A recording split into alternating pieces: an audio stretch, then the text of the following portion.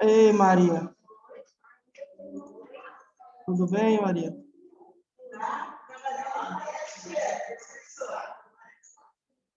Oi? Ah, é, tá.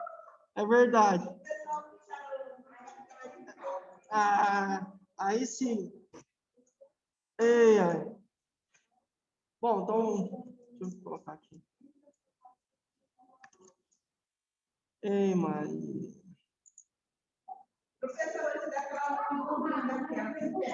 Você vai me dar o quê? Ô, louco, você vai me dar? Ô, louco. Eu? É sério? Não precisa não, imagina. Você acha? Bom,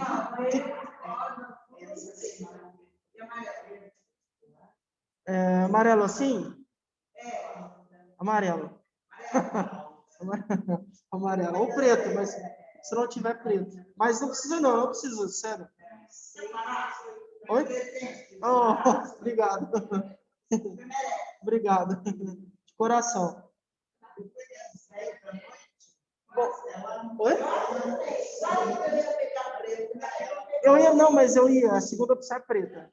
Sabe por quê? Eu queria um que vai combinar com a garrafa. Mas eu curto muito. Uma dessas duas cores. Obrigado.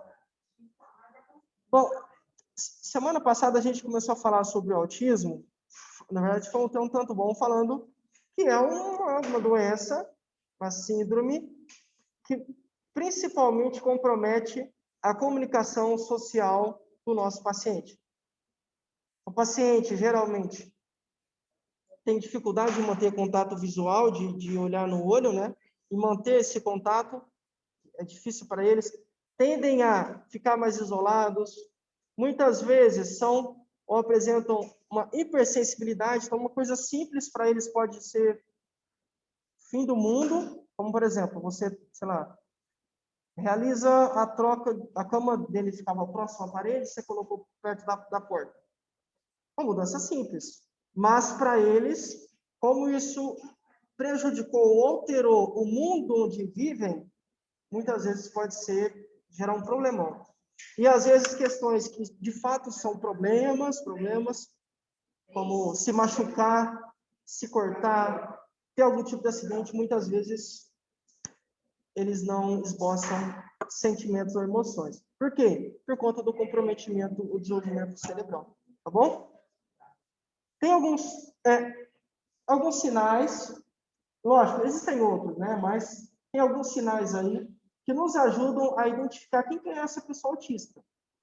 Quais são os itens que a gente tem que observar quando eu falo de alguma pessoa autista? Porque, às vezes, o familiar associa com uma personalidade. Ah, o Pedrinho é mais quietinho assim mesmo, sabe? Porque ele sempre foi mais sistemático, mais na dele. E às vezes não, talvez o Pedrinho seja uma pessoa autista. E aí tem vários itens. Geralmente, eles são hiperfocados, geralmente. Então, foco deles, por exemplo, alguns trabalham. Esses que trabalham são extremamente habilidosos, focados em uma coisa só. O resultado deles tende a ser muito positivo. O que mais? Costumam não manter contato visual por mais de 2 segundos. Então, sei lá, mantenha contato com a Márcia, vou segurar no olho dela mais de 2 segundos tranquilamente. Eles não conseguem. Então, tem dificuldade na sua comunicação social. Não atendem quando a gente chama por nome. E eu acho que foi, não lembro se foi a Sofia, mas alguém na aula passada falou que muitas vezes, isso é verdade, tá? O paciente autista não fala. Então, ele quer que você abra a porta. Ele não vai falar, Luciana, por favor, você consegue abrir a porta para mim? Não.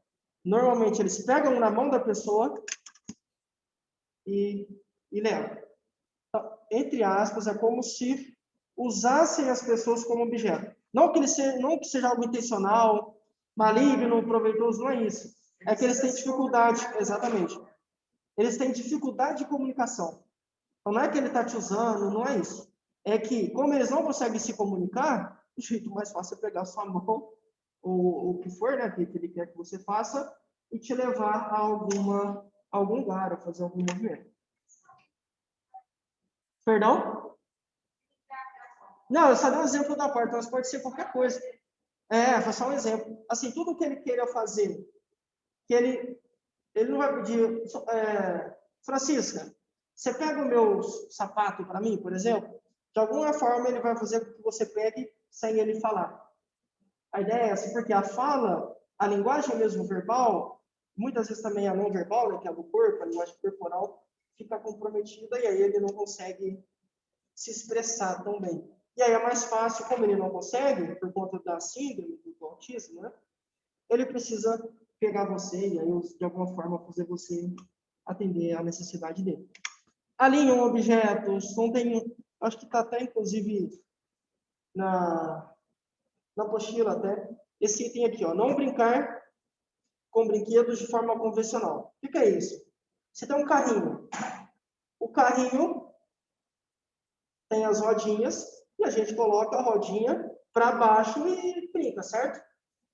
O autista, em alguns casos, ele pode fazer o contrário. Então, ele vira o carrinho com as rodinhas para cima e fica girando a rodinha no dedo, manualmente. E ele pode passar horas. Porque eles têm, não vou dizer uma queda, mas eles têm uma intimidade, eles se interessam, tem um interesse por objetos redondos. Isso, não sei a justificativa, mas eles gostam bastante. Então, quando ele põe o carrinho de rodinha para cima e começa a ficar mexendo na rodinha, ele fica horas. Porque aquilo é o mundo dele. Eles esquecem o que está acontecendo à volta, esquecem quem está à volta, seja cuidador, pai, mãe, esquecem.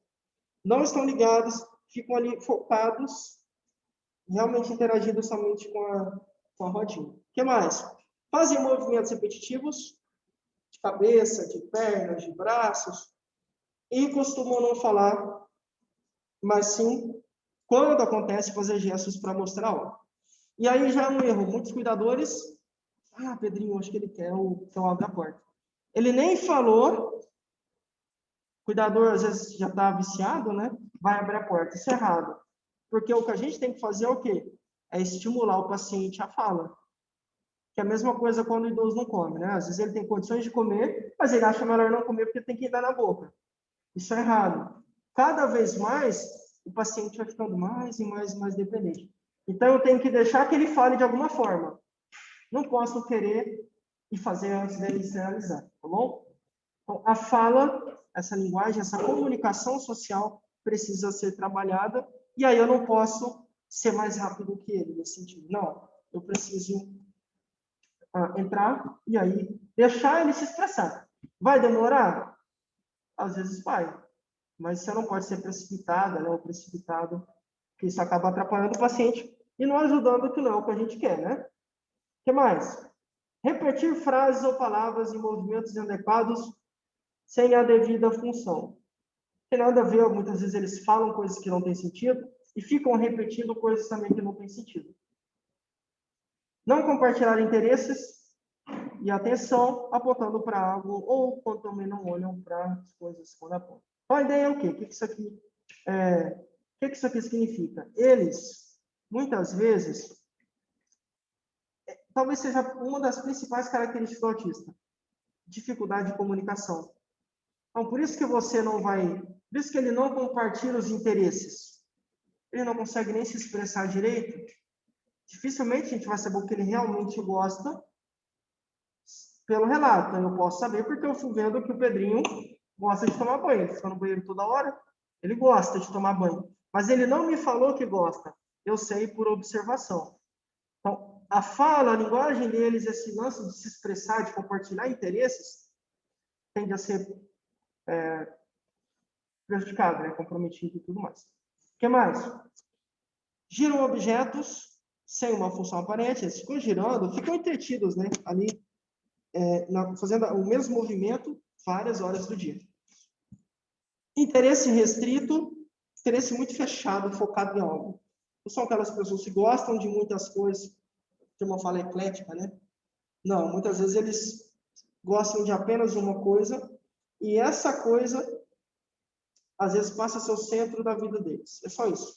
E se você acaba interferindo de alguma forma nesse centro, aí pronto. Então, assim, tá com o carrinho aqui. Um exemplo é o carrinho. Tá lá mexendo na rodinha.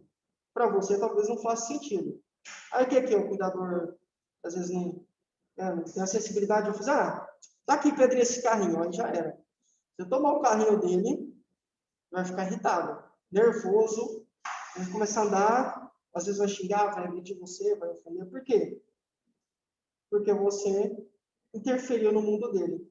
É como, tipo, eu, sei lá, tô aqui dando aula. De repente chega alguém aqui, pega o notebook, leva, chega desligando com vocês em sala. Não tem nada a ver isso aí. Mexeu no meu mundo. E é exatamente isso que acontece com eles também. Só que o mundo deles é muito restrito, né? É muito fechadinho.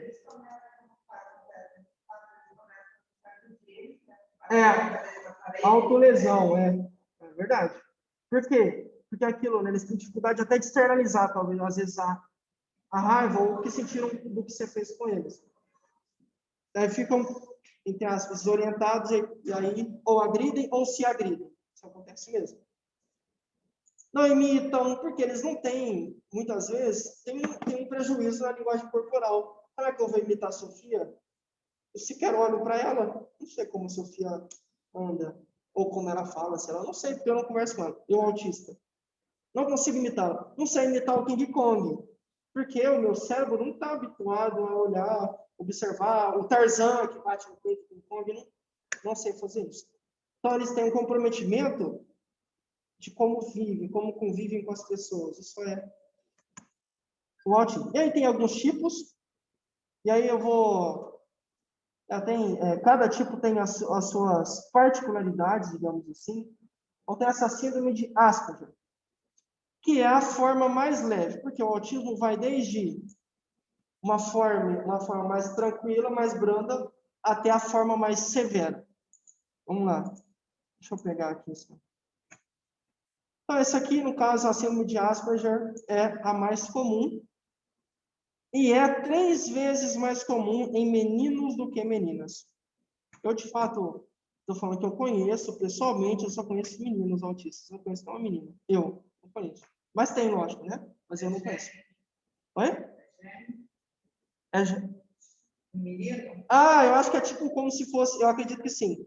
É uma característica da doença, é como se fosse osteoporose. Dá em homem? Dá, mas é muito mais comum em mulher. Então, acho que são... E a mulher, por conta do... parou de menstruar e tudo mais, você para de produzir estrógeno, no caso da osteoporose, né? Os ossos ficam frágeis e aí a doença acontece. Então, sim, tem muito mais a ver com meninos. Então, 3 vezes mais comum em meninos do que meninas, mas as meninas também são acometidas. Bom, quem possui normalmente toda com uma inteligência bastante superior à média e pode ser chamado de autismo de alto funcionamento.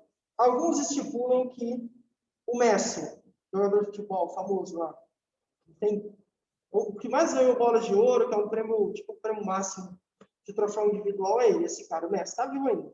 O Messi, alguns falam que ele é autista. E aí isso justificaria, talvez, porque ele é tão bom de bola, porque ele é tão focado. E quando o Barcelona, que é o time dele, perde, ele fica louco, fica transtornado. Poderia justificar. Isso é uma especulação. Eles negam, depois eu vi uma entrevista ele falando que não tem.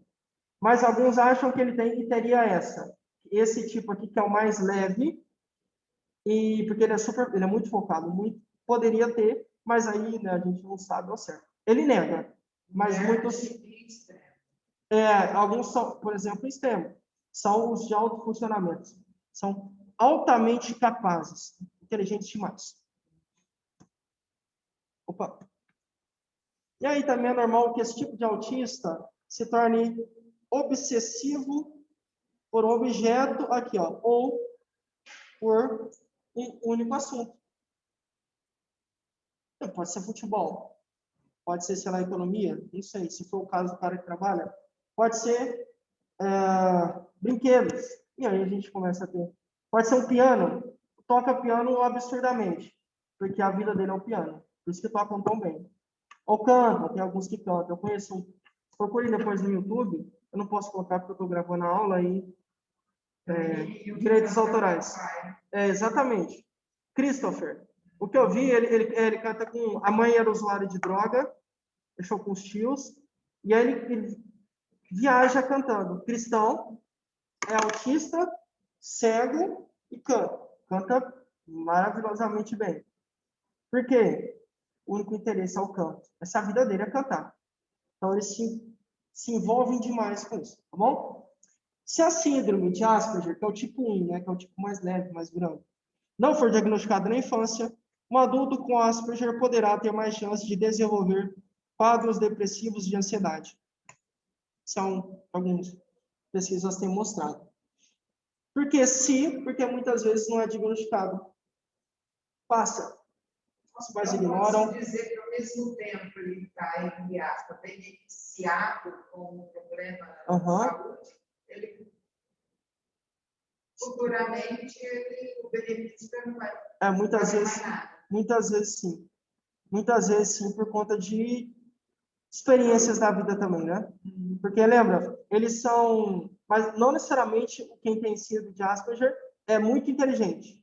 Não necessariamente, mas os que são, realmente acontece essa coisa estranha que você está referindo. Por quê? Eles, inclusive, têm dificuldade até em comunicação. Então, imagina, 45, 50, 55 anos. Por mais inteligente que a pessoa seja, é ruim ela não ter contato com outras pessoas. Em algum momento, por serem tão inteligentes, eles podem entender que tem algo errado com eles. E que algo errado é esse? Aí começa, e essas reflexões começam e aí pode desencadear depressão, ansiedade e tudo mais. Agora a gente sai da fase leve, do tipo 1, digamos assim, vai para um segundo tipo, que é o transtorno invasivo de desenvolvimento. Essa é uma fase intermediária, tá bom? Já que era um pouco mais grave que a síndrome de Asperger, que é aquele tipo 1, mas ela não é tão grave, tão violenta, tão incisiva, tão prejudicial quanto o transtorno autista. A gente vai chegar lá nesse outro tipo de transtorno. Bom, vamos lá. Nesse caso do transtorno invasivo do desenvolvimento, existem algumas características específicas para esse tipo de autismo. Quantidade menor de comportamentos repetitivos. Então, esse cara aqui, com esse tipo de autismo, não é aquele que vai ficar repetindo tantas e tantas vezes o mesmo evento. Dificuldades com a interação social, isso sim. Então, ainda vai ter dificuldades de se comunicar, verbalmente ou não. Falando ou fazendo gestos, tocando e tudo mais. Competência linguística inferior à síndrome de Asperger. Claro, porque a síndrome de Asperger, que a gente acabou de ver, é onde o indivíduo é altamente inteligente, altamente capacitado. Ele é muito inteligente. Então, se ele é muito inteligente, tende a falar um pouco melhor. Tende a se expressar, ter uma linguagem um pouco melhor. Nesse caso aqui, não. Não consegue já se expressar tão bem. Então, por isso que uma competência vem de algo que você tem habilidade, né? Que você tem capacidade para fazer. Então, a competência linguística deles não é tão boa quanto a daqueles que a gente já viu, mas ainda assim é superior ao transtorno autista. Você tem o Asperger, esse aqui que é do transtorno invasivo no meio, e o autista que é o pior. No autista está tudo que é ruim, entre aspas, fica acentuado, elevado no transtorno autista. Começa lá do 1, que é como Alzheimer, né? Começa do nível 1, que é um nível leve, e quando chega no nível 3, que é a fase final, a fase terminal, o paciente já está bem debilitado. Vamos lá. Aqui já é o transtorno autista, que é o terceiro tipo. Ó, são aqueles que apresentam sintomas mais graves que os outros dois tipos que a gente acabou de ver. Do transtorno invasivo e do que a síndrome de Asperger. Nesse caso, várias capacidades são afetadas de forma mais intensa. Olha aqui. Relacionamentos sociais, inclusive com pais, tá? Com pais, com irmãos, com tios, cuidadores, com todo mundo. Há um comprometimento significativo desses relacionamentos interpessoais. A cognição, por exemplo, a linguagem faz parte da cognição. A fala o raciocínio lógico, a orientação no tempo, no espaço, a memória, a atenção, a concentração, fica tudo prejudicado. E está a linguística aqui também, né? Outro fator que é muito comum no transtorno autista, que é o terceiro tipo, é a presença intensificada dos comportamentos repetitivos. Lembra que no 2, no transtorno invasivo, aqui, ó, a gente tinha menor quantidade, digamos assim, de comportamentos repetitivos. No autista, não. Isso é aumentado, acelerado, intensificado. E ainda falando do autista, né? Esse é o tipo clássico de autismo. Por isso que se chama transtorno autista, tá bom? Um dado interessante, acho que tem um pouco a ver com o que a Sofia falou, mas geralmente a gente tem um diagnóstico antes dos 3. Geralmente, porque nem sempre isso acontece.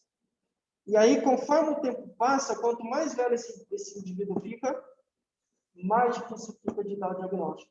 Porque imagina, alguém com 17, 18 anos. Caramba, com 18 anos, é difícil alguém suspeitar que a pessoa é autista. 18 anos é muito tempo. Já foi em vários médicos.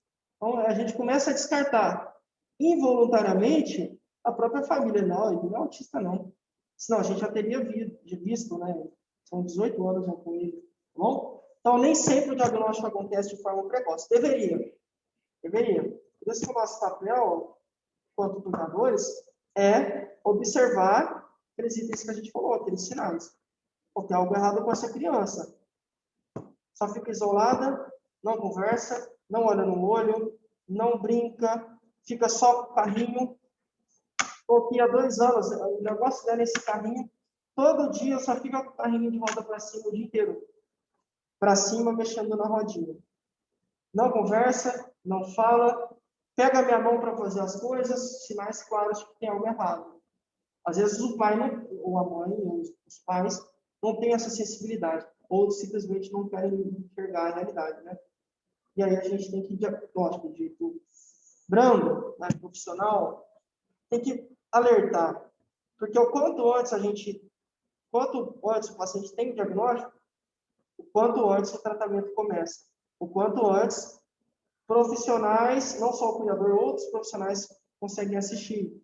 Fono para poder falar melhor, fisioterapeuta para poder, de alguma forma, melhorar os seus movimentos, educador físico, terapeuta ocupacional, psicólogo, muito importante, e por aí vai, certo? Seria por ele não se mover a fala e eles babam? Isso, nem todos babam, mas muitas vezes sim. Muitas vezes pode ser por isso. Pode ser sim. Assim como idosos com Parkinson. Tem idosos com Parkinson que babam, porque você tem um comprometimento da dopamina, falta dopamina, você começa a ter problema, inclusive, de movimentos. A língua, por exemplo, se movimenta tão bem, ou alguma estrutura aqui do maxilar, começa a babar bastante. Mas tem outros com Parkinson que não fazem isso. Isso varia muito de indivíduo para indivíduo, mas eu acho que sim pode ter a ver. Às vezes, porque talvez eles só entendem a boca, talvez como para comer. E aí, inclusive, tem alguns que têm um interesse específico por um determinado alimento. Então, esse interesse específico em só um brinquedinho, em alguma atividade, muitas vezes também é específico só para o alimento. Só para comer arroz, feijão e frango. Não, mas tem um filé mignon, sei lá, tem um escondidinho, uma feijoada. Não, só arroz, feijão e frango. Arroz, feijão e frango, de segunda a segunda. Interesse repetitivo. É uma situação assim, lógico, não tem cura, mas a gente consegue ir melhorando a vida do paciente, recorrendo a profissionais como o psicólogo, por aí vai. O que mais? Então, falta de contato com os olhos. Isso é acentuado, porque esse transtorno autista é o tipo característico. Toda vez que a gente fala autista, indiretamente a gente já vai pensar nesse cara aqui, que é o cara que não fala, que não tem contato com os olhos, tem comportamentos repetitivos, normalmente bate ou fica balançando as mãos, os pés, a cabeça também. Dificuldades em fazer pedidos, falando, por isso que pegam sua mão para executar o que querem, né? E desenvolvimento tardio da linguagem. Quando falam pouco. Pouquíssimas palavras. O vocabulário é restrito. O vocabulário também não é tão vasto, porque eles não desenvolvem a fala direito, né? Ou preferem não usar. Tá bom? E aí aqui tem o quarto tipo, que é o transtorno desintegrativo da infância.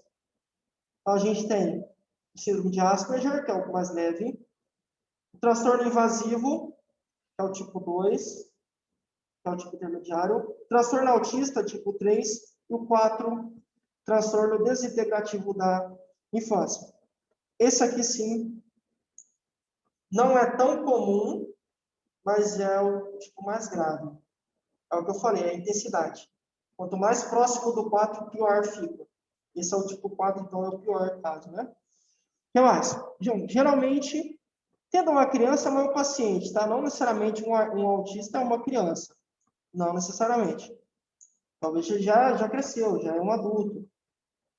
O adulto normal hoje, ele pode vir a ser? Não, não.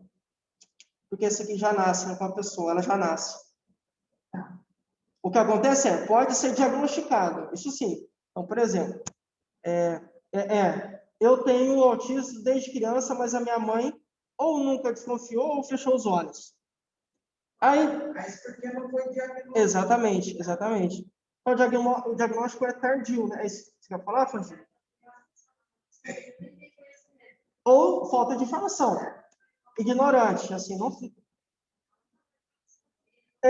Essa é a personalidade. Não, mas a Maria Francisca sempre foi quietinha. Não é autismo isso aí, é porque é o jeito dela mesmo. Ela não tem amiguinhos, aí já começa, não tem amigo. Como é que uma menina de 13 anos, por exemplo, né? Que é aquele caso lá. Como é que uma menina de 13 anos não tem amigos? Isso aí não tem sentido. Porque não adianta, né? Adolescente não adianta. Mas só tem um, mas tem. Todo adolescente tem amigo. Eu vejo que eu falo que eu moro com uma, né? A nossa sobrinha fez 13 em dezembro. Então tem amigos. Ainda mais hoje com a internet, você viu, fica o dia inteiro, né? Várias noites conversando. Então, ó, não tem amigos, fica isolado, o negócio dela é ficar só desenhando, e o mesmo desenho na folha, mesma coisa toda vez. Tem algo errado. Então, assim, Sofia, respondendo, um adulto não se torna autista. Já nasceu, mas o diagnóstico não aconteceu precocemente, só aconteceu agora tardiamente, sei lá, 20, 25. Ou agora alguém, então imagina, tá no trabalho, cara, bom, mas a Márcia, não é estranho isso, cara. Que negócio estranho, ela fica fazendo isso toda vez. E alguém saca, ou pelo menos acha estranho, e aí fala assim, você já passou por um neuro, sei lá, um psiquiatra, alguma coisa do tipo, para ver o que pode ser, que eu fico notando que você faz a mesma coisa todo dia. Será que não é toque? Às vezes a gente associa com toque, né? E aí chega lá o neuro, o psiquiatra, vai ver que na verdade é um autismo. Então, a pessoa já nasceu assim, mas o diagnóstico só chegou agora. Porque as pessoas do convívio dela ou não tinham informação, ou preferiram não enxergar assim e tudo mais. Tá bom? Bom, esse é o tipo pior, que é o tipo 4. O paciente apresenta um período normal de desenvolvimento, ó, está mascarado. A doença está aqui, já nasceu com autismo, com esse transtorno desintegrativo da infância, né? Mas, ó, a partir dos 2 aos 4 anos de idade, se tem esse intervalo, ela passa a perder as habilidades intelectuais, linguísticas e sociais sem conseguir recuperá-las. Então, até os 2 anos, parecia normal. De repente, dos 2 para os 3 começou, ela já falava. Falava, era normal, falava, desenvolvia normalmente, andava, caminhava. De repente, o vocabulário dela começou a encurtar. É o contrário, ela devia falar mais, ela está falando menos. E aí começa a ter. Então, habilidades intelectuais, baixa, ou sofre uma queda. Linguísticas, que a fala cai. Sociais, ela se interagia bastante com as crianças, de repente começou a se isolar. Também tem um prejuízo. E aí aqui, como é o pior tipo, não é possível, entre aspas, né, a recuperação. Sem auxílio, não. Precisa de muito trabalho, inclusive de vários profissionais, para de alguma forma tentar recuperar, né, pelo menos recuperar um pouco, para que essa pessoa tenha uma condição, condições mínimas de uma vida digna, interagindo com qualidade, bem-estar e tudo mais. Vamos lá. Ó, como é que o autismo, e aqui é de forma geral, tá? De forma geral. Como é que ele se dá em mulheres? Como acontece em mulheres? O autismo é uma síndrome que costuma apresentar sintomas mais expressivos nos meninos do que nas meninas. Foi o que eu falei, né? E com isso, muitas mulheres podem passar a vida subdiagnosticadas. Ou seja, isto é, estando em algum dos espectros do autismo, mas sem terem o diagnóstico fechado.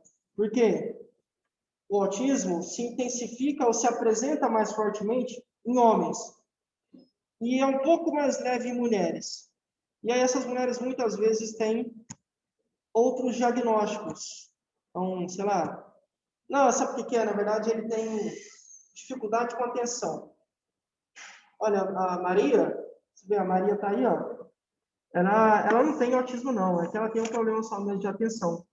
Ela não consegue ficar prestando atenção no professor na lousa. Aí o professor reparou que ela fica só olhando para o caderno. Vai falar com os pais falam, não, isso aí é que ela tem déficit de atenção.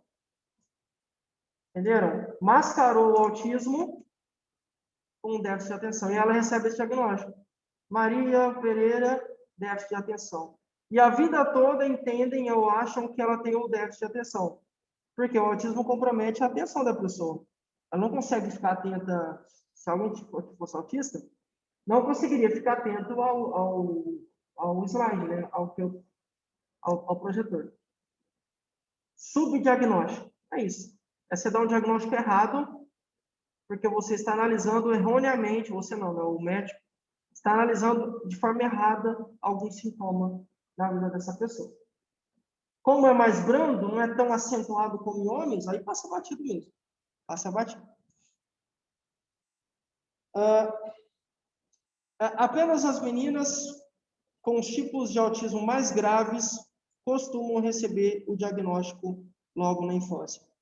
Por quê? Porque o tipo mais grave é mais acentuado, é mais nítido, né? Enquanto outras com níveis mais leves passam desapercebidas ou com diagnósticos errados, como transtorno obsessivo compulsivo, que é TOC, né? Ó, transtorno T, obsessivo, peguei a letra O, e compulsivo, peguei a letra C, TOC.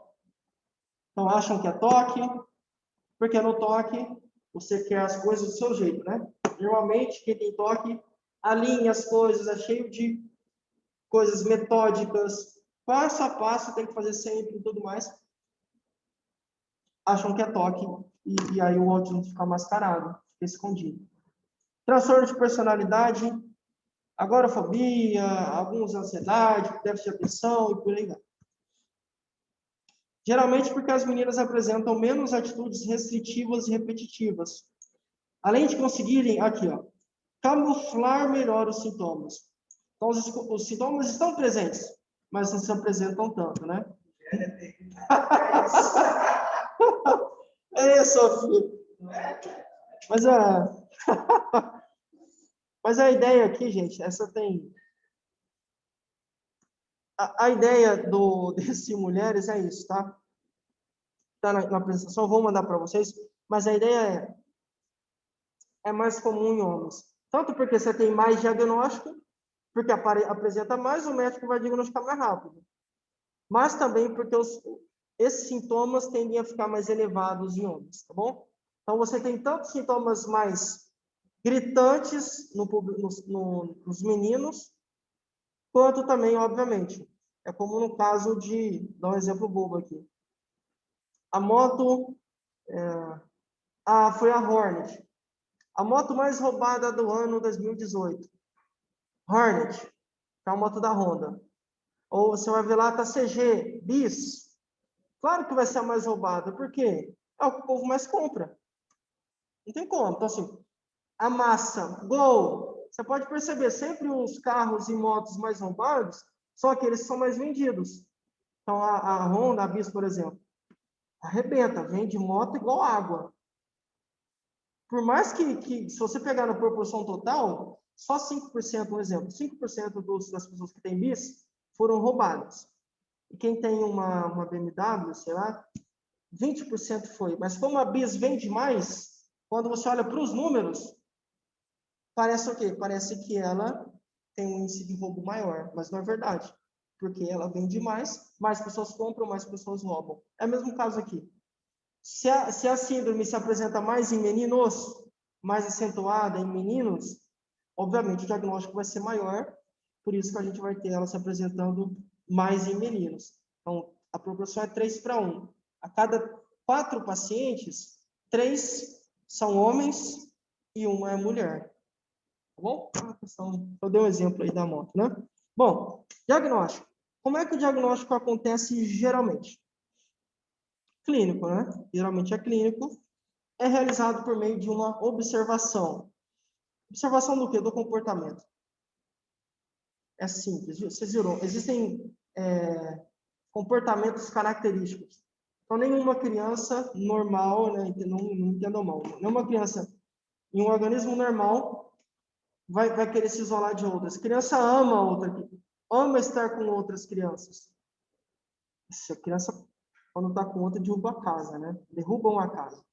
Muita alegria. Corre, pula, e corre no colo da vovó, beija a vovó. Aí corre no colo do vovô. E vai para o carro e vem para... E não param.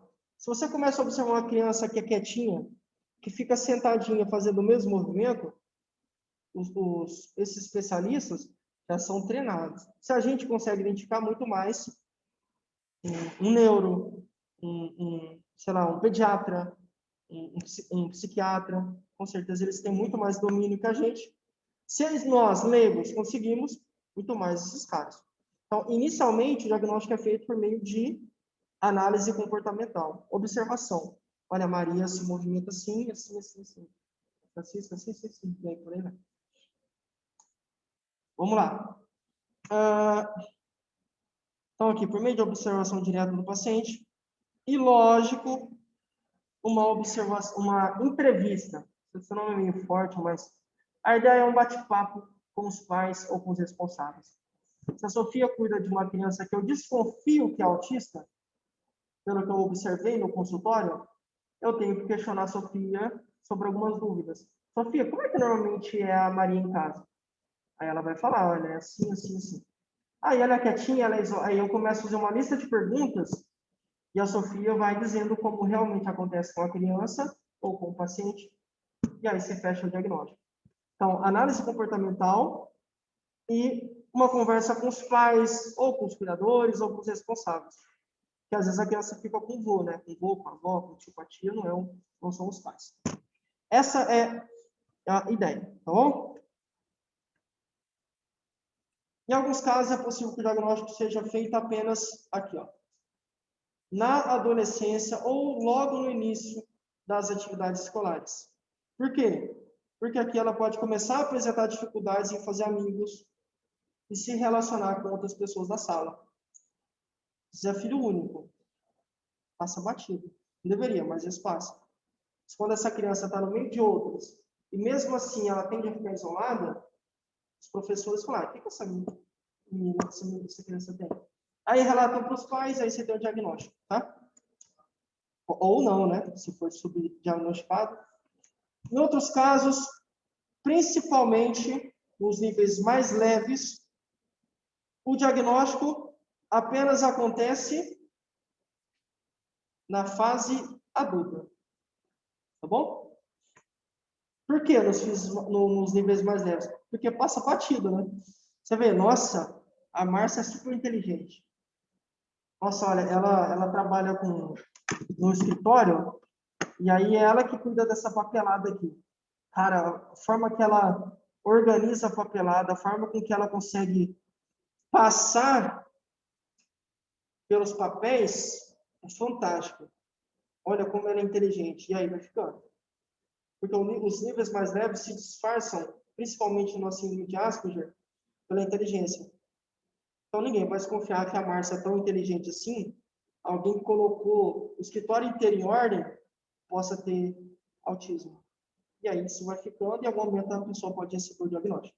Pode, né? Nem sempre recebe. Nesses casos, dos tipos mais leves, que o diagnóstico só acontece mais tarde, é comum que o próprio paciente perceba em si alguns dos sintomas e busque ajuda de um psicólogo ou de um psiquiatra. Tem algo muito errado, né? Como eu tenho 45 anos, e não que seja regra, não é isso que eu estou falando, mas cada um, né, tem a sua vida, mas como eu tenho 45 anos, e até hoje eu nunca namorei, sei lá, nunca saí, não me interesso por ninguém, não me interessa em viajar, não tenho dinheiro guardado, que eu trabalho, guardo meu dinheiro, nunca peguei uma moto, nunca peguei um nada, sei lá, não quero viajar, não quero fazer nada. Minha vida é trabalho, casa. Trabalho, casa. Não quero ter nunca pensei em ter uma família, em nada. Em um apartamento, nada, nada. A mesma coisa por 45 anos, ao momento essa pessoa pode ver, cara, será que eu tenho algum problema? E aí podem procurar, e aí o psiquiatra, né, o psicólogo vai dizer. Tem tratamento? Tem. Tem cura? Não. É como Alzheimer, né? A gente consegue lidar com os prejuízos da doença, de alguma forma, consegue lentificar o avanço dela, deixá-la mais lenta, mas ela ainda continua avançando. Nesse caso aqui não é que avança, né? Mas não tem cura. Eu vou lidar com os sintomas, mas eu não consigo ainda ter cura. A ideia do tratamento, Francisca, é melhorar a qualidade de vida do paciente. Certo?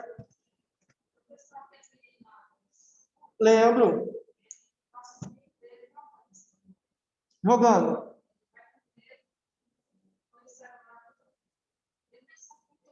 Fica o dia todo.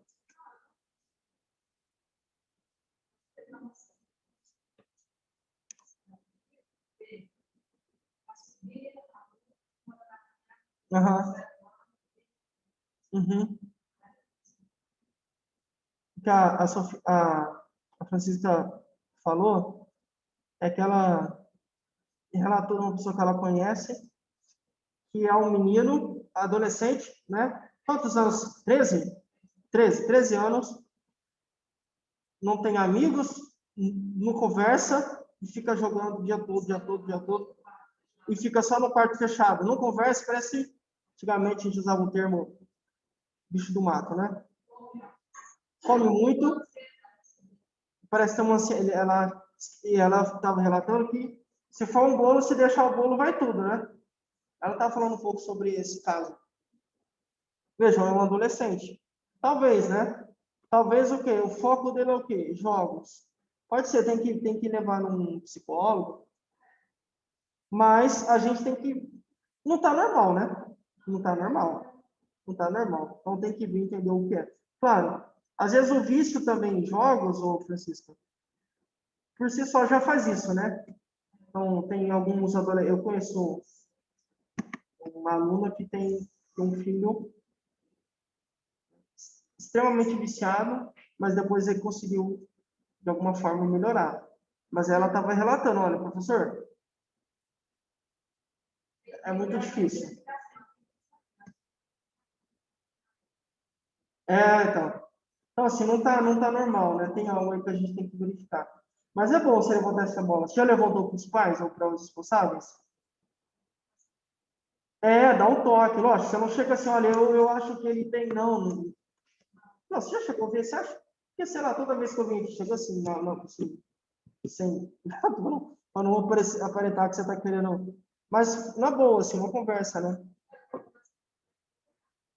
Exato. Falou, não, assim, eu tô perguntando na moral, porque toda vez que eu vim aqui, eu noto isso, e aí você começa a falar.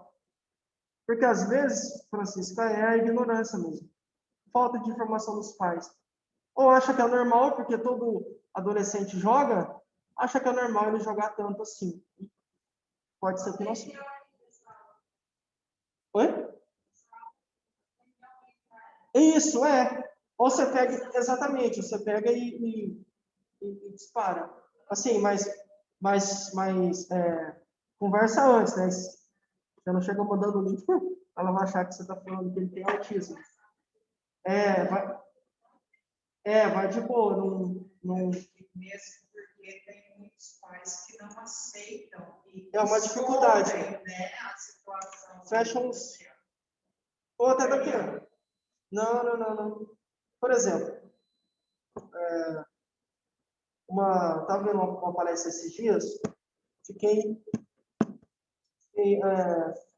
pensando assim, às vezes não, normalmente o pai e a mãe sabem quem é o filho. Mas o que acontece muitas vezes? Não estou vendo nada. Eu sou cego, surdo e mudo. Eu não vejo, não falo, não escuto. E aí, agora, lá na frente, a vida cobra, né? Então, assim, fecha os olhos agora, mas lá na frente fica feio, a coisa se especifica. Isso acontece demais, assim.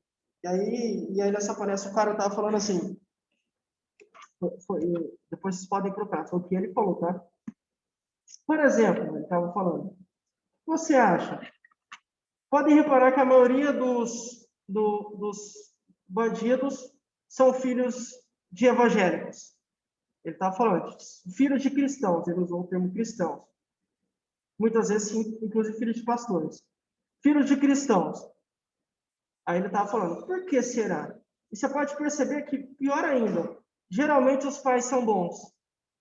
Eu mesmo conheço várias pessoas que são de caráter, que têm filho, assim, você fala, cara, não pode ser, esse moleque não pode ser filho desse casal. E aí ele estava explicando, ele falou que é o seguinte, muitas vezes, desde o início, há uma superproteção. Então, eu tenho um filho, mas o filho vai lá na escola, chega falando para mim que ele não deu certo com o professor. Aí eu vou lá, eu, mãe, meu pai, quebro o pau com o professor.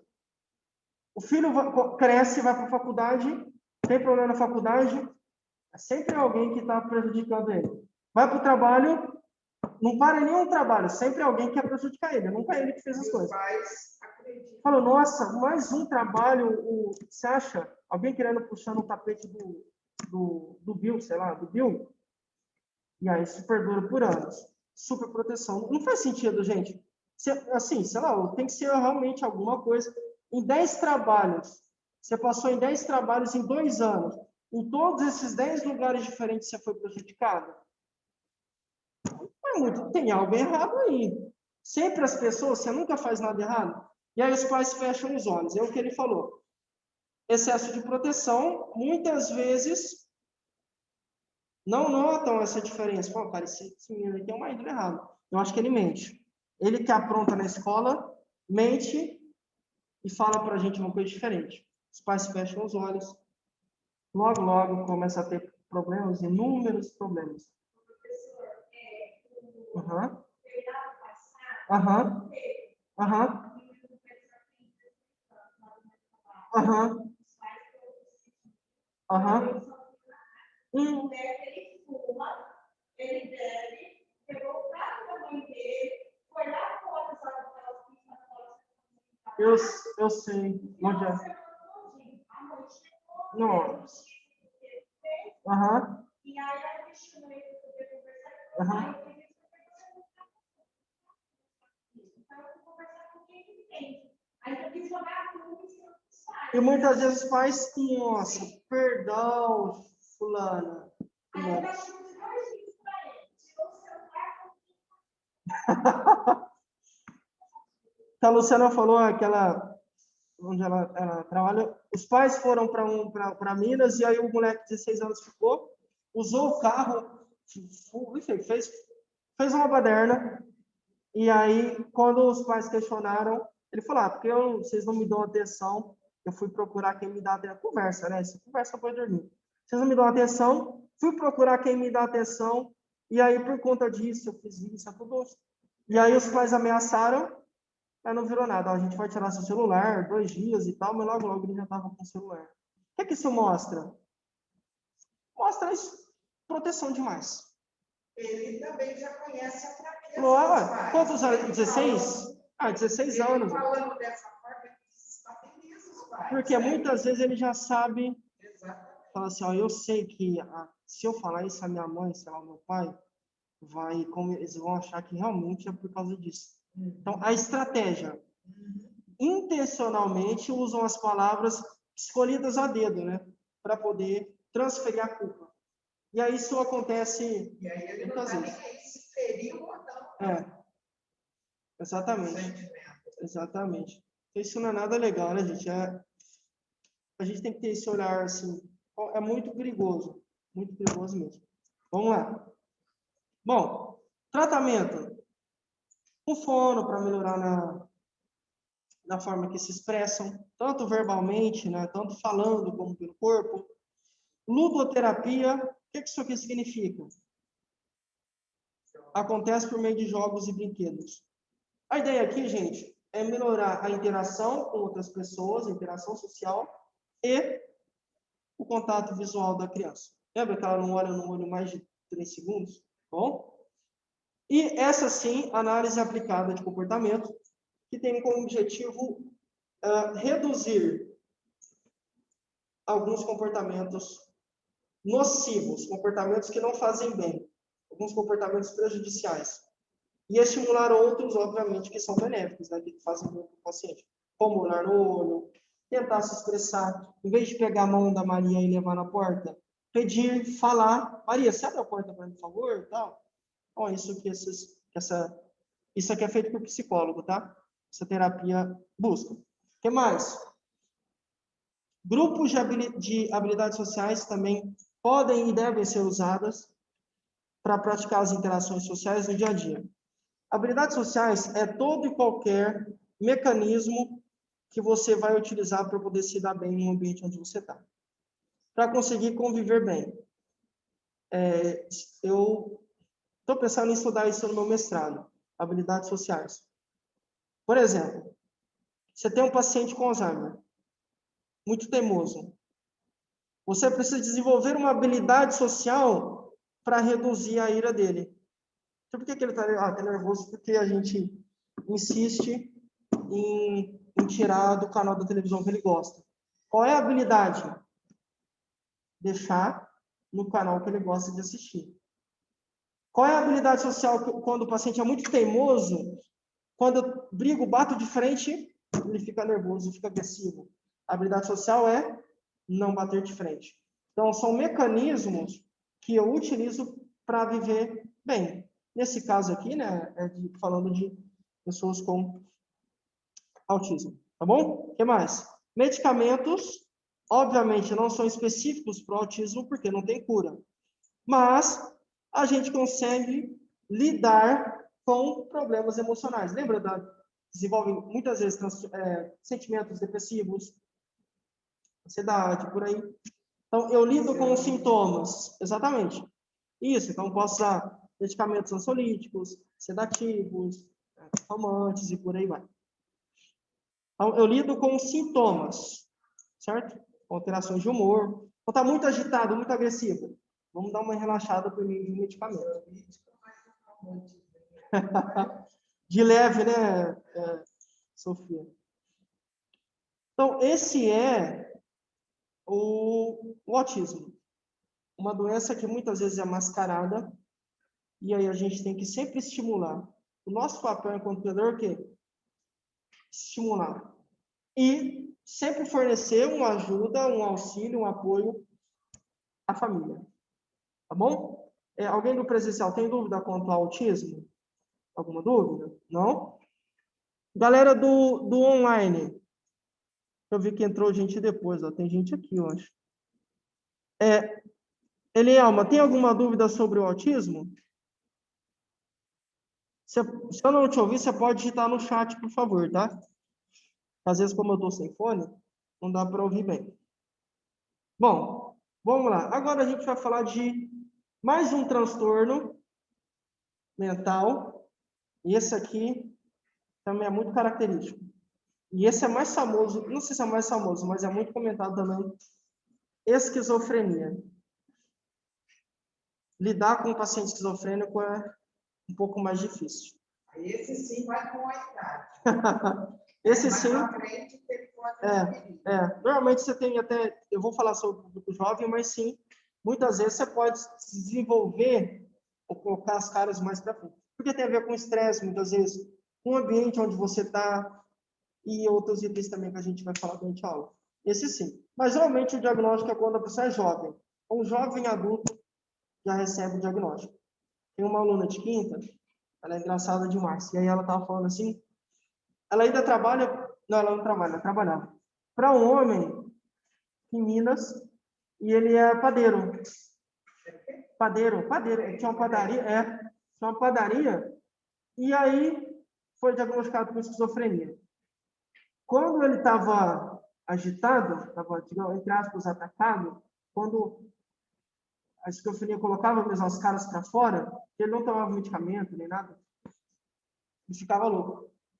Começava a abrir as portas da padaria, começava a xingar todo mundo, a jogar as coisas das pessoas na rua, a falar que tinha lixo na vitrine ali, nos pães que ele vendia, nas rosquinhas, enfim, aprontava, parecia um louco.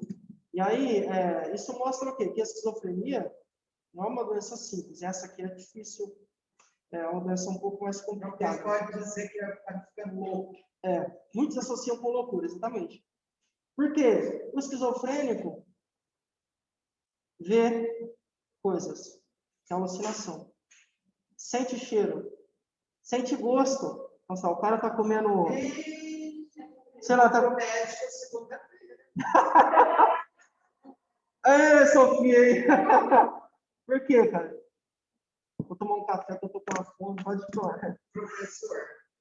Pode falar. Tem gente que fala que eu tenho um pouquinho assim de sensibilidade, né? Pode falar. Tomar um café. Eu sinto cheiro de perfume. Eu vejo coisa. Mas como assim? Correndo. Como se assim, passar um rato correndo. Você vê? Vejo. E quinta-feira, ontem, aliás, eu conversando com uma amiga, perguntei se é o irmão, como é que está? Falou, sou eu, nem te conto. Falei, não, estou te perguntando, porque ontem à tarde, do nada, ele me veio um pensamento e eu fiz coração para ele. Ele falou, Sofia, ontem à tarde ele faleceu. Olha. Então, é como dizem, né, que eu tenho a sensibilidade sensitiva. Sim, eu acho que já ouvi esse termo. Alguma coisa assim, não sei se vocês acreditam, em termos de espiritual, né? Espiritismo. Eu já ouvi esse termo que você usou, sensibilidade. Sensitivo. A turma lá da agência da Giovana fala. Eu nem sequer conheci a pessoa. Ela é apenas, eu não a conheço pessoalmente. Tem um grupo, ela entrou no grupo, e aí ela comentou alguns dias atrás, fazia mais de 20 dias que o irmão estava internado. E ela pediu oração e tal para a galera. Vamos orar, beleza. Eu sou católica. E aí, do nada, na sexta-feira, nossa, eu perguntei o nome dele, que eu nem sabia o nome também. Eu fiquei com o nome na cabeça. Ficou matutando. E aí aconteceu justo na hora que ele estava perdendo a vida, e nós conversando, eu lembrei dele e alguma coisa séria. Aí ontem de manhã conversando. Com ela? Na quinta-feira à tarde. Aí ontem à tardezinha conversando com ela, ela falou que a gente se cuidar. Nossa! Eu tive um namorado que depois que ele faleceu, eu senti o cheiro do perfume dele lá no almoço. Aí eu falava para ele, me deixa mais, fica aí. Me deixa para lá, né, Luciano? Inclusive, eu moro no 16º andar, eu estou mudando para o 4º andar do apartamento onde eu moro. O seu namorado? Isso aí. Bom, eu tenho algumas. Eu não tenho nenhum problema. Minha irmã me expulsou, você não tem problema, não. Ele ia lá em cima me encheu o saco. Agora eu tenho que perturbar ele. Você está falando... Assim, tá tudo bem, né, Márcio? Mas, assim, você fez algumas observações importantes. Às vezes, por exemplo, o nosso... Quando a gente, igual, isso acontece comigo também. Então, eu morei um tempo no Paraná. E no Paraná, eu senti um cheiro de um perfume lá, de um perfume que eu não sei o nome até hoje. Às vezes, como esse cheiro ficou impregnado em mim, na memória, de vez em quando eu sinto o cheiro. Você sente o cheiro e você lembra Automaticamente daquele fato, daquele período, né? 2011, mais ou menos. Nesse caso seu, não que não seja isso, né? Mas assim, talvez quando a gente fica... de vez em quando tem essas coisas estranhas mesmo. Alguns chamam de déjà vu, quando você acha que já viu alguma coisa, né? E a gente podia dar uma aula falando sobre isso, achar alguém. Mas eu entendo você. Mas nesse caso aqui da esquizofrenia, o paciente tem a convicção. Então, por exemplo, ele vê, então, ele está lá, tá a Luciana, de repente ele está vendo atrás da Luciana alguém. E aí, como ele está com medo do alguém, ou do monstro, do que ele está vendo atrás dela, ele tem a certeza que está ali, e ele já começa aqui, já fica... Lembra eu sei, não é propaganda, mas é um exemplo clássico. Quem lembra do Tarso da novela? Tarso Malucaço, o pessoal usava. Que era o Bruno Galhaço, que era esquizofrênico. Via, desenhava, ficava, que você vai me pegar, não me pega. Pensamentos descabidos, não fazia sentido. Você viu, na novela eu não vi. Lógico, às vezes eles mostravam alguma coisa, mas para mostrar o quê? Como o Tarso esquizofrênico via. Não que aquilo de fato realmente existia. Então, alucinações são muito presentes em pessoas com esquizofrenia. O que é mais? Delírio. Eles vão roubar os meus pensamentos. Eles acreditam que tem como se roubar o pensamento ou colocar. Então, a Maria Helena pode colocar o pensamento dela dentro da minha cabeça. Ela tira o que eu penso e coloca o que ela pensa dentro da minha cabeça. E eles começam... E as pessoas associam a loucura. O que mais? Os casados. Normalmente, em algum momento, você tem separação, tá? Então, o companheiro ou a companheira não aguenta. Mas, aqueles que ainda são casados, a companheira, sei lá, tá chegando, e aí quando ela abre a porta, ele acredita seriamente que ela estava traindo ele. Você estava me traindo, né? Delírio de traição. Você estava me traindo. Consigo ver, eu consigo sentir o cheiro dele. Nada, ela estava no trabalho, no mercado, sei lá. Acreditam. O que mais? Delírio de grandeza. Eu sou o rei do Brasil. Todos vocês são minhas súditas. Todo mundo aqui me serve. Delírio de grandeza. Ele acha que ele é alguém que não é. E aí você começa a ter várias e várias. O que mais? Um muito característico. Câmeras. Já viu? Se alguém... Câmeras. Tem uma câmera, tem gente filmando a gente. Eles insistem nisso. E tem gente perseguindo. Por isso que fecham a porta. Exatamente. Por isso que fecham a porta. Ficam no escuro muitas vezes para se esconder do algo, da coisa que não existe. É tudo imaginário, né? Tudo na cabeça deles. Não existe isso, mas na cabeça deles existe. Fecham a porta e ficam... Lembra do Tarso? Ele ficava, tipo, ajoelhado, escondido, agachado, com a mesa lá no negócio, né? O quarto, ele ficava sempre lá. Às vezes dentro da banheira, acho que tem uma cena que ele estava dentro da banheira também. E aí ele ouvia vozes e ficava assim, tampando o ouvido, e ficava assim, ouvindo vozes, porque ele acreditava que... Ele incomodava porque a voz na cabeça dele falava que ia pegar ele, que ia matar, e aí ficava falando coisas. Ele fechava a porta, via câmeras. Isso parece louco, né? Mas na UFSCar é assim. A gente tem prova prática também. E aí tem uma matéria terrível chamada saúde mental. Em algum momento da matéria, você vai cair com um paciente que apresenta algum tipo de transtorno mental. Pode ser um paciente que tenha transtorno afetivo bipolar. que é o que uma fala de alguém bipolar. Pode ser alguém que tem depressão. Alguém que esteja tentando suicídio.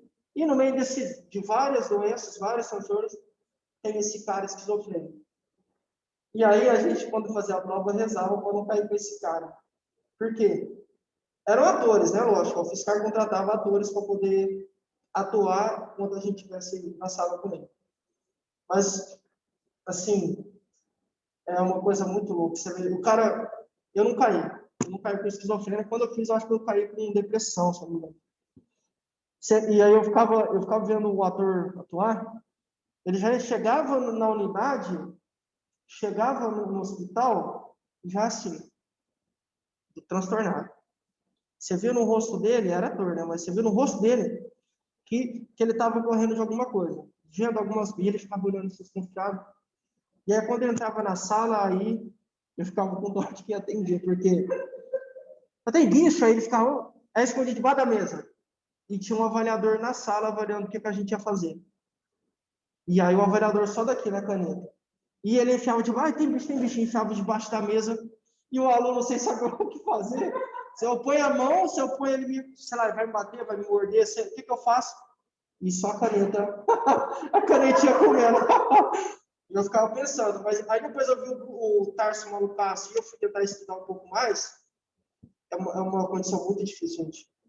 Principalmente quando o paciente está alucinado, com delírio. Fica sem saber o que fazer. Porque muitas vezes, nesse momento, agridem. Não é porque eu quero agredir a Sofia, eu não tenho nada contra ela. Mas se eu vejo um bicho na Sofia e eu quero espantar o bicho de mim, vou bater nela. Porque ela, na minha cabeça, ela é o bicho. Pessoas com esquizofrenia têm dificuldade em entender o que é real do que não é. O que é real? Uma voz, cara? Uma voz, não. Se eu não estou vendo ninguém, não tem como alguém estar falando comigo aqui nessa sala. Para eles tem. Eles acreditam que aquilo é real. Muitos, e aí esse também louco aí no ator, ele via bicho no corpo dele. Ele via barata no corpo. E ele ficava assim, tem barata, barata. E aí o aluno... Você é fugida. Tem barata, me ajuda. Tem barata dentro da minha boca. Barata dentro da minha... E ele ficava assim, naquela época não tinha Covid nem nada, né? Tem barata dentro da minha boca. E ele ficava abrindo a boca. Me tira barata, me ajuda. Barata, barata, barata. E ficava assim, eu falei, gente, isso aí... E aí eu fui estudar depois, isso super acontece. Tinha um professor meu que é formado aqui na USP, e aí ele é professor da USP também. E aí ele é psiquiatra. Ele estava falando, né? Falou, cara, isso de fato acontece. Eles acreditam realmente. É algo porque eles não conseguem separar. Não entendem o que realmente é real. Para eles, o que sente, escuta, é real, então eles vão agir. Não sei, matou? Ele matou, porque a mulher falou que ele achou que também ia atacar ele. Ah, o cara naquele momento, você acha, nesse fato que você está falando, Maria? Eu trabalhava, tem um prédio ali na esquina, naquela esquina, um prédio grandão, Office Garden, acho que chama. Eu trabalhava ali, e eu almoçava em frente àquele lugar que ele matou ela. Todo dia, 2 horas da tarde, mais ou menos, eu estava comendo ali. Esse dia foi 7 da manhã, não foi? Um negócio assim, 6h30, sei lá. Pode ser que sim. Então, o que acontece? Eu não lembro o que se falava, se ele era aqui, que ele tinha. Mas, às vezes, alguém com esquizofrenia, um ataque psicótico, um surto. Ele era professor. Olha só. Eu não... O que a Sofia falou, tem tudo a ver com o que ela está falando. No caso de esquizofrenia, geralmente, adultos jovens recebem o diagnóstico. Você vai ver uma criança, não é normal, esquizofrênica. Normalmente porque eventos da vida podem trazer tanto estresse para você. Nesse caso, eu não sei se ele era esquizofrênico, mas vamos admitir que sim, pelo que ela... Às vezes o estresse...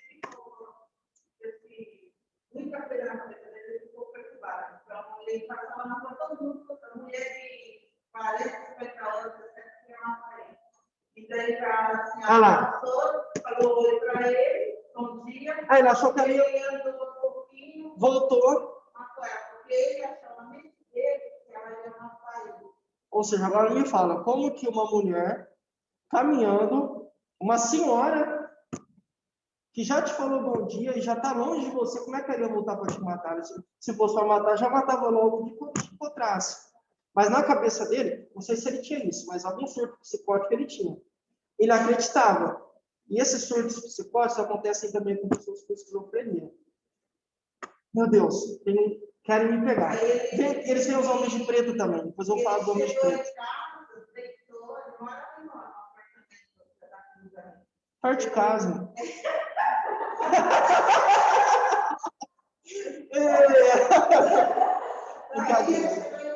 Brincadeira.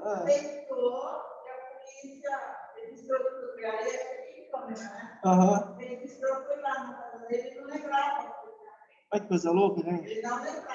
E às vezes, realmente... E às vezes, é o que a Maria está falando, parece que o cara é um traste, né? Se for, de fato, um surto psicótico, o que parece, realmente eles não se lembram. Porque é o que eu falei, ele não quer fazer mal para a Sofia, quer fazer mal para quem quer fazer mal para ele. Na cabeça dele, o monstro é ela, e ela quer me matar, ué. É como numa guerra, né? Ou você atira ou você leva bala. É a mesma lógica. Exatamente a mesma coisa. Então, é errado. Mas eles não sabem discernir. E eles veem os homens de preto. Tem esse negócio também do homem de preto. Então, o homem de preto ali, o homem ali. Lembra? Eu acho que o Tarso via assim, o homem de preto ali, aí o homem de preto, o homem de preto. E aí, no popular, tu me chama de louco. Ixi, tá louco, tá birutinha. Tá louco, transtornado. Quando acontece esse surto, esse psicótico, a gente chama isso de psicose. Aí intensifica mais, quer ficar mais agressivo. Muitos começam a tomar no banho, de repente escuta ou vê alguma coisa, sai correndo pelado para a rua, com medo. Imagina, coisa estranha. Tem sentido. Mas por que estão fugindo? Porque é um filme muito feio, não recomendo a ninguém.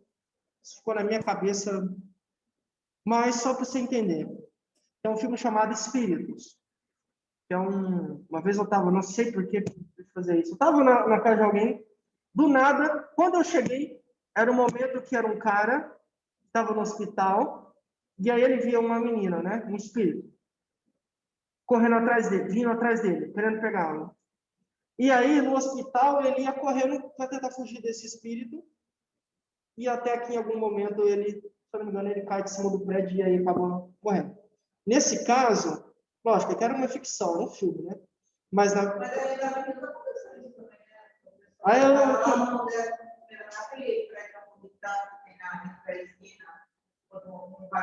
O Pão de Açúcar? O Pão de Açúcar? Ali só tem os duplex, né? Triplex ali. Ei, Sofia. Ninguém entendeu por quê, porque ele era tão feliz no casamento, não tinha problema, falou que impecável e se matou. Às vezes porque viu. Pode ser. Há muitos anos atrás, o rapaz ele pulou, filho único, tinha todos os sintomas de depressão. Ele se jogou do lado de cima e caiu na cerca. Nossa!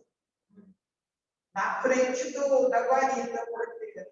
Nossa! O porteiro entrou em depressão, teve que se afastar para tratamento, porque ele não conseguia trabalhar. Ainda caiu nas grades ainda para piorar? Nas grades, a guarita aqui, a grade na rua, ele jogou e caiu. Ficou tudo bem na frente do porteiro. Deus me livre.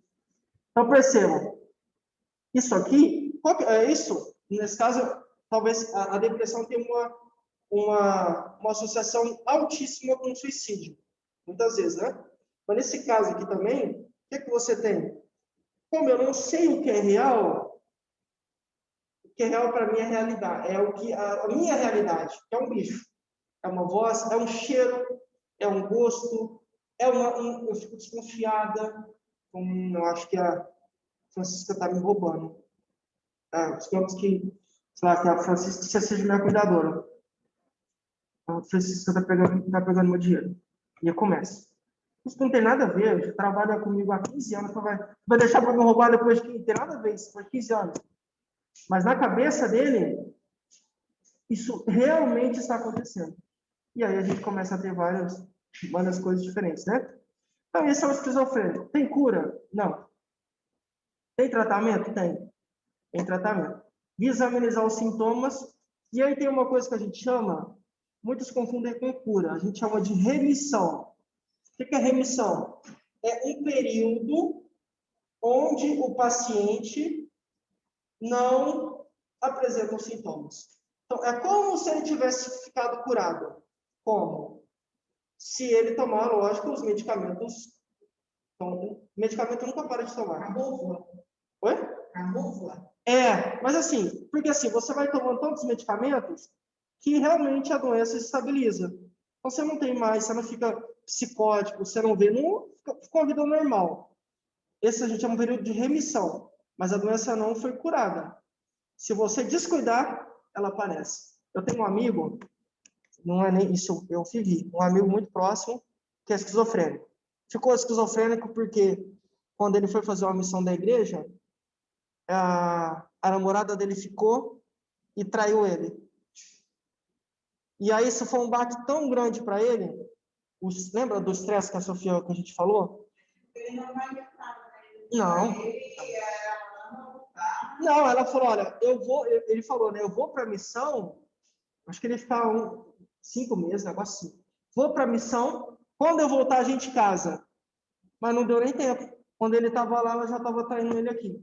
E aí, esse estresse foi tão grande, tão forte, tão profundo para ele, que fez com que ele desenvolvesse essa esquizofrenia. Aí você fala, professor, mas o que isso tem a ver, né? Com a aula? Tem a ver o quê? Que ele começou a fazer o tratamento e entrou nesse período de remissão. Você não falava que ele era esquizofrênico. Te dou certeza. Cara, de boa aparência, conversava bem, normal. De repente, não sei o que deu na cabeça dele, parou de tomar o remédio. Achou que estava curado. Quando ele parou, não muito tempo depois, voltou.